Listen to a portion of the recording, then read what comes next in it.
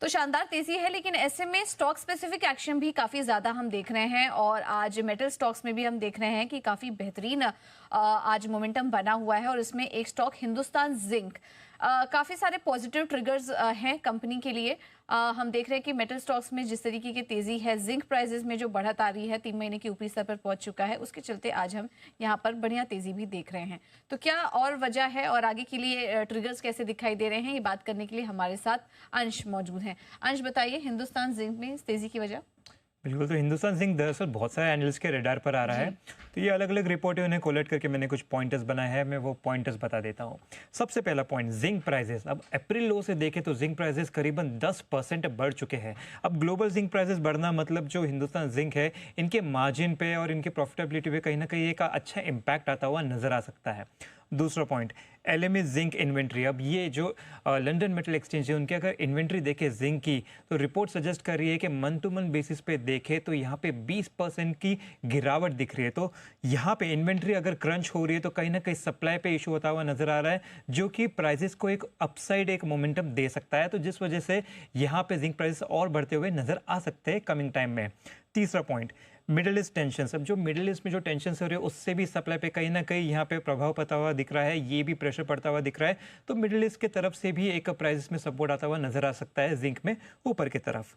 चौथा point, China की economy. अब जो चाइना की इकोनॉमी है, वहाँ पे कहीं ना कहीं रिकवरी आती हुई नजर आ रही है और चाइना जो है वो जिंक की वन ऑफ द सबसे बड़ी कंज्यूमर है। तो अगर चाइना की इकोनॉमी में सुधार आ रहा है तो वहाँ से डिमांड और सुधर सकता है जिंक के लिए। डिमांड सुधरेगा तो प्राइजेस और बढ़ेंगे। तो चाइना भी एक फैक्टर है जो प्ले करता हुआ यहाँ पे नजर आ रहा है जिंक में ऊपर की तरफ। पांचवा और बहुत इंपॉर्टेंट पॉइंट यहाँ पे रॉ मटेरियल का है।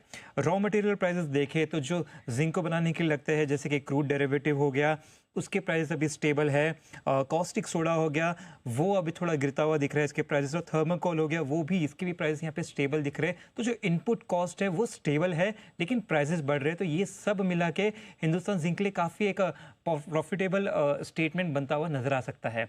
इसके साथ अगर हम ब्रोकरेज व्यूज भी देखें तो यहाँ पे कुछ रिपोर्ट्स है, जैसे कि एंटिक की रिपोर्ट आई है, इन्होंने टारगेट प्राइस 489 का दिया है।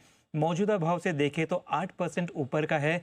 जीएम फाइनेंशियल की रिपोर्ट देखें तो यहाँ पे इन्होंने टारगेट दिया है 550 का, 22% अपसाइड है। फिलिप सिक्योरिटीज की भी रिपोर्ट है और यहाँ पे इन्होंने टारगेट दिया है 526 का, जो कि 16% ऊपर है मौजूदा भाव से। तो यहाँ पे काफी सारे पॉजिटिव सेक्टर्स और पॉइंटर्स बनते हुए नजर आ रहे हैं। बिल्कुल, तो हम देख रहे हैं कि घरेलू जो ब्रोकरेज हाउस है, उनके रडार पर तो है ये स्टॉक का, बढ़िया टारगेट्स यहाँ पर वो देख रहे हैं और आगे के लिए भी जो आउटलुक है वो काफ़ी अच्छा नज़र आ रहा है। तो ये कुछ ट्रिगर्स हैं जिसके चलते हम हिंदुस्तान जिंक में लगातार तेजी देख रहे हैं और एक्सपर्ट्स के रडार पर है ये स्टॉक। एक बार ओशो, आप भी सलाह दीजिए, हिंदुस्तान जिंक, इसके चार्ट्स कैसे लग रहे हैं आपको? सी ओवरऑल जून मंथ में हिंदुस्तान जिंक में काफी स्ट्रांग वोलेटिलिटी देखने को मिली है। स्टार्टिंग टर्म्स में बिल्कुल स्ट्रांग ब्रेकआउट के साथ स्टार्ट हुआ था एंड वापस अभी सेम लेवल्स पे रीटेस्ट करते हुए दिखाई दे रहा है।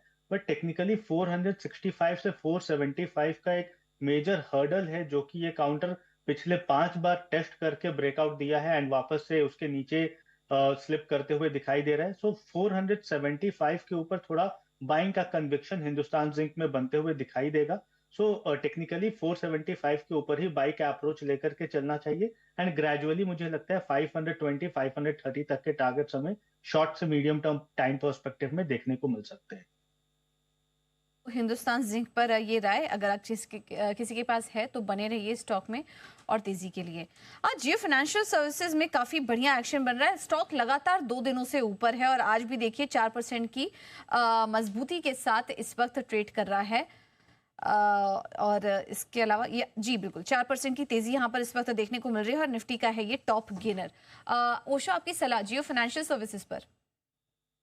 सी ओवरऑल जियो फाइनेंशियल सर्विसेज में पिछले 3 दिन से काफी स्ट्रांग बिल्डअप देखने को मिल रहा था एंड आज एक मेजर ब्रेकआउट आया है काउंटर में। बट हायर लेवल्स पे मुझे लगता है कि करंट लेवल्स पे थोड़ा सा कूल ऑफ या थोड़ा सा मोमेंटम फिजल आउट होते हुए दिखाई दे सकता है, बिकॉज टेक्निकली यहाँ पे बेयरिश गैप है नियर अबाउट 320 324 के जोन पे, जहां पे करंट मार्केट प्राइस ओवर कर रहे हैं।